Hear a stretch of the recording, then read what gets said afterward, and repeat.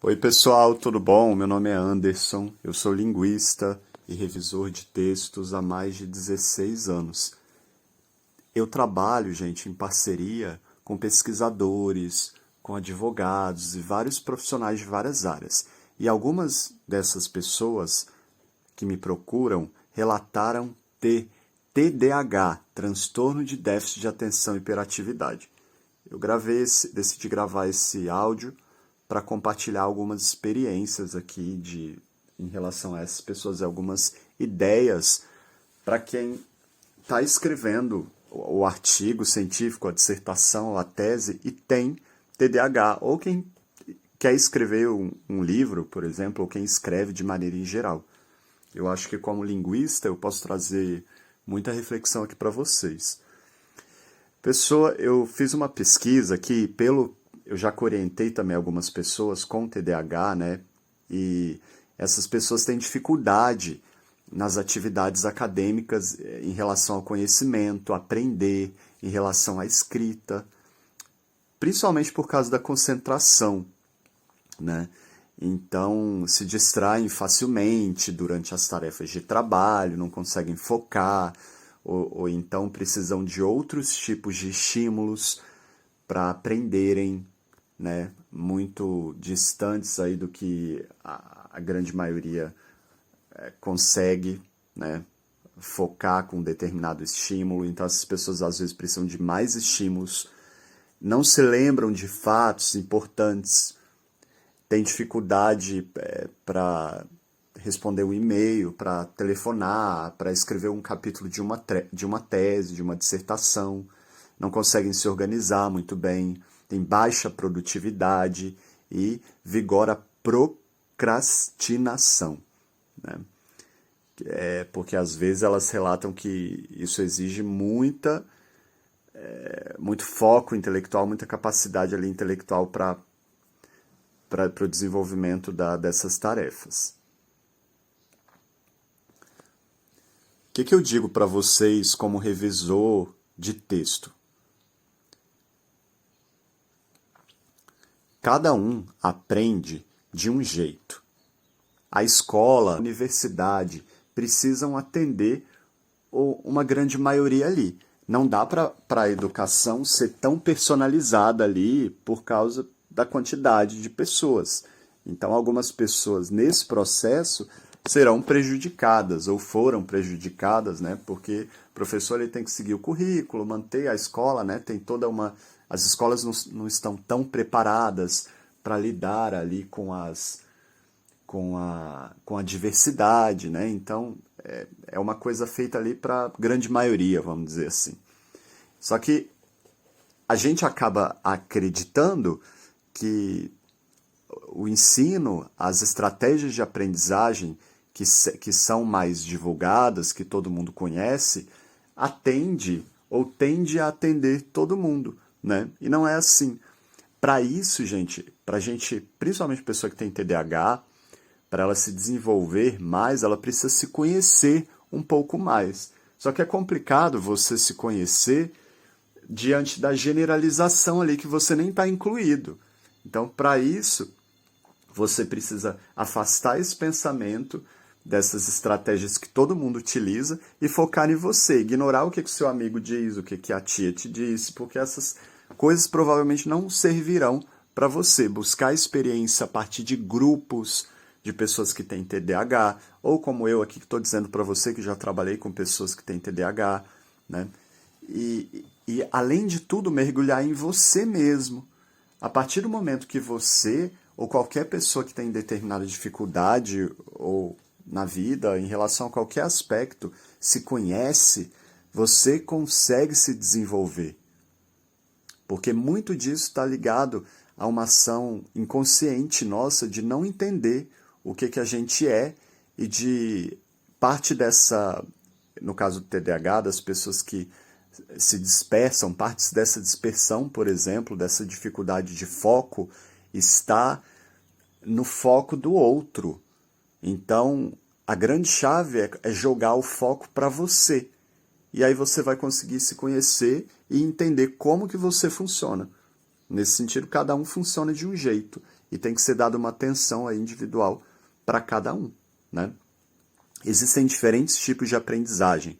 Tem pessoas que são mais visuais, tem pessoas que são mais de escutar, né? É igual aqui no YouTube, gente. Tem o meu canal aqui, eu trago porque eu não tenho tempo, muitos áudios, então não fico fazendo vídeo com imagem. Tem gente que precisa ficar vendo a outra pessoa falar, tem gente que consegue focar só com áudio, por exemplo, né? Enfim, tem gente, cada um vai ter um estilo que funciona melhor para a pessoa, né? No caso da pessoa com TDAH, são pessoas que, em geral, são mais visuais e precisam de imagens, por exemplo, para se concentrar.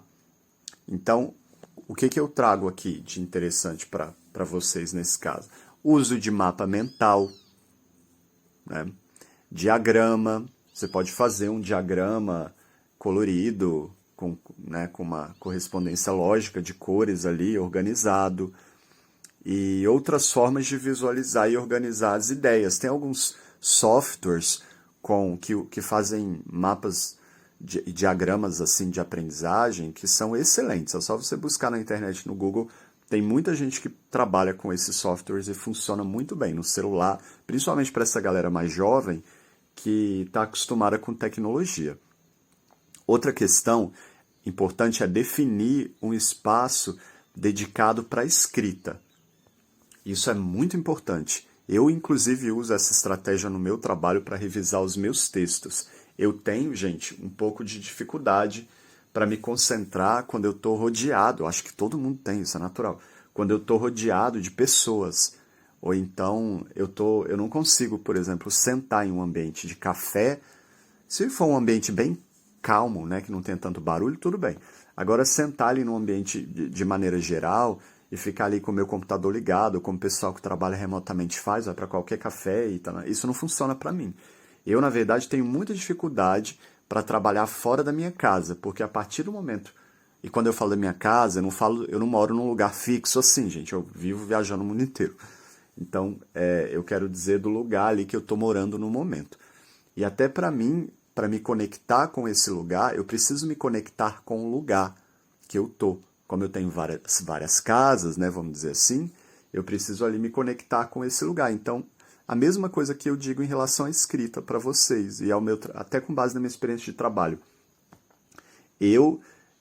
Depois que eu estou ali habituado com o local, eu vou, por exemplo, na minha casa, eu escolho um lugar para revisar os meus textos, para sentar com o meu computador, aí eu coloco um agrado ali para mim, um cafezinho do lado, por exemplo, um biscoitinho, e fico ali trabalhando, ou um copo d'água, e fico ali, e aquilo ali na minha memória, numa rotina, acaba se tornando o meu lugar ali de refúgio para o meu trabalho, enfim. Eu já tentei fazer isso fora de casa, não funciona muito bem comigo, por exemplo. Você pode testar com você. Se você está achando muito entediante ficar em casa, você precisa de mais estímulo, sei lá, tenta procurar ao redor da sua vizinhança aí um local, um café tranquilo, que não tenha tanto barulho, por exemplo, que você consiga ir àquele local. No primeiro dia vai ser complicado, mas que depois da terceira vez você se sinta habituado com aquele local ali, seja tranquilo para você. Pode ser que isso funcione. Eu já fiz isso algumas vezes, funcionou comigo durante poucas horas, mas eu não tenho, acredito, TDAH. Então, mas pode ser que funcione para você, ou encontre um espaço na sua casa para você se dedicar à escrita e coloque ali alguns agrados para você se conectar com aquele espaço naquele momento. É complicado a gente manter o foco num ambiente que tem muitas distrações, né? Que tem muito ruído. Então a gente precisa focar o ambiente também, né? Que não tenha tantas pessoas. Talvez seja interessante você desligar o seu celular para você... Ou então você não precisa ser tão radical, você pode fazer o seguinte. Eu faço isso quando eu trabalho. Eu trabalho, reviso 30 minutos, aí eu abro o meu Instagram. Depois eu reviso 30 minutos, eu vejo alguma outra coisa, né? Eu não coloco ali eu não fico disperso deixando o ambiente ou o cotidiano a aleatoriedade, porque vão acontecer N coisas na sua vida. O seu amigo vai te chamar, vai te ligar, sua mãe vai falar alguma coisa, o seu companheiro, se você tiver um companheiro, vai falar alguma coisa. Você tá o tempo inteiro, o passarinho ao seu redor ele vai, né, emitir algum som, vai passar um carro na rua. Para você focar, você tem que se desconectar disso e, literalmente, inclusive, não é só ignorar, porque tem coisa que você não vai conseguir controlar, o passarinho cantando, por exemplo, né? Mas eu acho que o caso do passarinho cantando é uma coisa positiva, né? E se desligar de algumas coisas. Ou então, se conectar a algumas coisas, se for o caso. Tem alguns momentos que eu sinto que a completa ausência de silêncio, quando eu estou um pouco mais, em algum dia mais carente, gente, por exemplo, que eu me conheço, eu coloco uma música de algum artista que eu gosto. Aí às vezes eu estou ali com a energia bem elevada, eu coloco uma música mais elevada, né, de energia, ou eu coloco uma música mais calma, dependendo do que eu pretendo, das minhas sensações, do que eu pretendo, das minhas sensações. Eu também às vezes coloco sons para me concentrar, principalmente para dormir, som de música sem voz, só o fundo instrumental ali, aquelas músicas meio de meditação, ou eu coloco som de chuva, som de grilo. E eu também uso às vezes essas músicas, para esses sons, para estudar, para focar no meu trabalho. E aí isso vai me trazendo sensações e eu vou sentindo. Se eu não gosto daquela música ou daquele som, eu mudo para outra. Tem vários no YouTube, é só colocar som para concentração, música para estudo, música para se concentrar. E isso vai te trazendo também sensações que vão te fazer produzir ou não. Você precisa observar, né, a frequência disso. E também uma coisa importante para esse foco é você estabelecer uma rotina para a escrita. Essa rotina, gente, vai te colocar ali na sequência da programação para você entender o que está acontecendo, né? E às vezes a sua percepção em relação à escrita pode ser problemática. Eu vou dar um exemplo aqui para vocês entenderem. Eu sou empreendedor, eu trabalho remotamente e não é sempre que eu tenho cliente. Não é todo dia que aparece um cliente, por exemplo. E olha que eu tenho um fluxo em redes sociais bem elevado na minha área. Então, às vezes eu fico um pouco ansioso quando acontece, por exemplo, de uma semana não aparecer cliente. E já aconteceu, por exemplo. Mas eu não posso, eu trabalho há 10 anos, eu sobrevivo há 10 anos do meu trabalho, eu nunca tive dificuldade assim com comida, gente, com dinheiro, né, ou com nada disso. Já tive dificuldade financeira, mas não com dívidas de coisas assim, né, mas eu nunca tive problema, né, de passar fome, né, nada desse tipo assim não, de não ter um dinheiro para fazer alguma coisa que eu quero e tal. Mas como eu sou empreendedor, eu fico um pouco, às vezes, ansioso e em conflito, com medo de acontecer alguma coisa, porque eu não consigo controlar tudo. E as coisas são imprevisíveis. Mas eu tenho na minha cabeça 10 anos fazendo a mesma coisa e não ter dificuldade nesses 10 anos. Isso me garante uma certa segurança, né? Mas quando passa uma semana que eu não tenho cliente, eu começo a ficar um pouquinho abalado.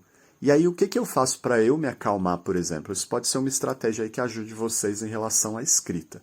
Eu simplesmente penso, eu não posso me organizar o meu ciclo de cliente, gente, diariamente. Eu nem olho para o dia. Se tem dia que não tem cliente, eu vou aproveitar minha vida. Vou tomar um banho, relaxar, vou bater perna. Agora, é claro que começam a aparecer 2 semanas não tem cliente, eu começo a jogar um monte de publicidade na internet ali, achando que eu vou morrer de fome, mas enfim. Mas dentro de um período de uma semana é natural. E aí eu trago a consciência para mim mesmo de que o meu trabalho em 10 anos deu certo, eu nunca tive problema, e aí eu entendo que virão clientes e que se não veio numa semana, sempre acontece isso, em alguma semana do mês vai vir um boom de cliente, vem, por exemplo, 10 clientes de uma vez. E aí eu preciso me organizar financeiramente, não pensar mensalmente, pensar a cada 2 ou 3 meses, isso me ajuda a me organizar melhor financeiramente, a diminuir a minha ansiedade, né? A mesma coisa que para a escrita, isso é você se colocar numa rotina. Mas essa rotina, a percepção do tempo, a nossa percepção ocidental do tempo, gente, às vezes pode gerar muita ansiedade na gente ali. Mas você pode ser que a sua vida, a sua pessoa ou você mesmo tenha de se organizar por N fatores, por uma questão subjetiva, por uma questão profissional, de uma maneira diferente, de se perceber na escrita com um tempo, por exemplo, diferente. Pode ser que o seu tempo de produção não seja tão rápido. Pode ser que você, na escrita da sua dissertação, você não consiga avançar tão rapidamente na produção de um capítulo. Pode ser que o seu tempo de produção de escrita seja diferente do que você espera, do que o seu colega da faculdade ou do que o seu professor, o seu orientador exige. Aí você tem que conversar com ele, falar, olha, eu tenho TDAH, eu quero que você entenda o meu ritmo. E o meu ritmo é esse. A minha produção é essa. Não vem me cobrar aqui coisa além disso, porque eu não vou ir além ali das... né? Eu sei que você tem que cumprir o programa de pós-graduação, mas a minha... né? Eu sou humano, né? Vim com aquela coisa da humanização para as pessoas se tocarem também, né? Um pouco. E aí, gente, essa rotina... E aí essa percepção, essa autopercepção da escrita vai te colocar mais... E aí essa autopercepção da escrita vai te fazer entender o ritmo que você funciona. E pode ser que você se desenvolva, escreva com, né, em um determinado, com um determinado momento X, né, ou determinado Y, né, e que você não... E tá tudo bem, não tem problema, né? O interessante para isso também é desenvolver, por exemplo, esquemas e cronogramas ali para você atender, para você não se perder também, para você ter o controle dessa percepção. Então, se você produz X a cada semana, você faz um cronograma ali que apareça essa frequência para ela ser cumprida, para você tomar proveito ali da sua produtividade em relação a isso, senão você vai se perder muito facilmente. É muito fácil para a gente se perder, pessoas que não têm TDAH, e imagine pessoas que têm, né? Tem um pequeno ruído aqui, gente, desculpa aqui, o pessoal cortando grama, eu não consigo controlar isso daqui no caso dos meus vídeos. Tem um método que o pessoal fala que chama método Pomodoro, que você, nesse caso, faz o seguinte, você divide o tempo em blocos de 25 minutos. Eu faço isso para acessar quando eu estou revisando, mas no meu caso eu coloco 30. Eu pego e a cada 30 minutos ali eu vou fazer alguma coisa. Eu olho meu celular, ou eu vou na cozinha comer alguma coisa, beber água, ou enfim. E aí, por exemplo, eu tenho vontade de ir ao banheiro, fazer xixi, eu só vou depois que tiver passado esses 30 minutos, por exemplo, entendeu? Eu fico ali segurando, isso daí me ajuda a me manter, a focar o que eu estou fazendo, né?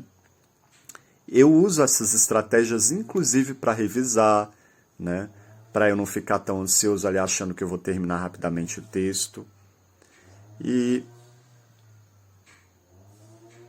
você pode dividir as tarefas da escrita em parte menor. Escrever um texto inteiro pode ser muito complicado, só que para isso você precisa entender as etapas de escrita, né? A primeira coisa, eu acho que mais importante, é você fazer um esboço do seu texto.